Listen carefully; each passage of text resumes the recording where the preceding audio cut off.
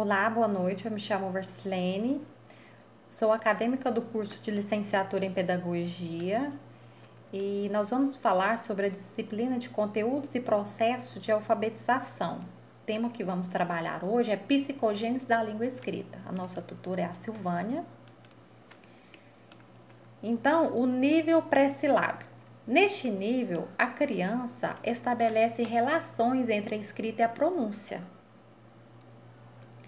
Nessa fase, ela expressa a sua escrita através de desenhos, rabiscos e letras usadas aleatoriamente, sem repetição e com o critério de no mínimo 3. No pré-silábico é quando a criança ainda não faz distinção entre a função da letra, com seus fonemas e sons, números. Usa normalmente muitas letras, números, para escrever. Um exemplo: avião.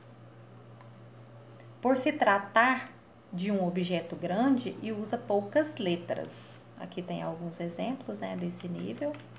Já no nível silábico, neste nível, o primeiro dos desafios é entender que a escrita nota já foi vencido, porque os alunos começam a perceber que a escrita está relacionada com a pauta sonora da palavra.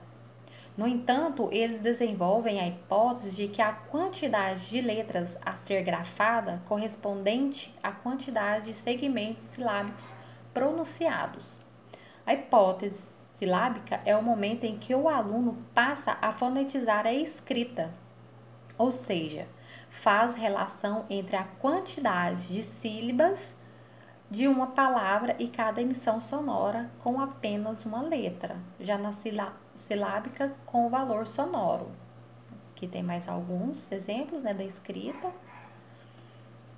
Já no nível silábico alfabético, nesse nível, os alunos já têm as suas hipóteses muito próximas da escrita alfabética, uma vez que eles conseguem fazer a relação entre grafemas e fonemas na maioria das palavras que escrevem, embora ainda oscilem entre grafar as unidades menores que a sílaba. Analisamos o protocolo de escrita de um aluno nessa hipótese da escrita. No nível pré-silábico alfabético, a criança passa a entender que as sílabas possuem mais de uma letra. Porém, para entender os fonemas, é importante que a criança também pratique as sílabas só com as letras intercaladas com as sílabas maiores.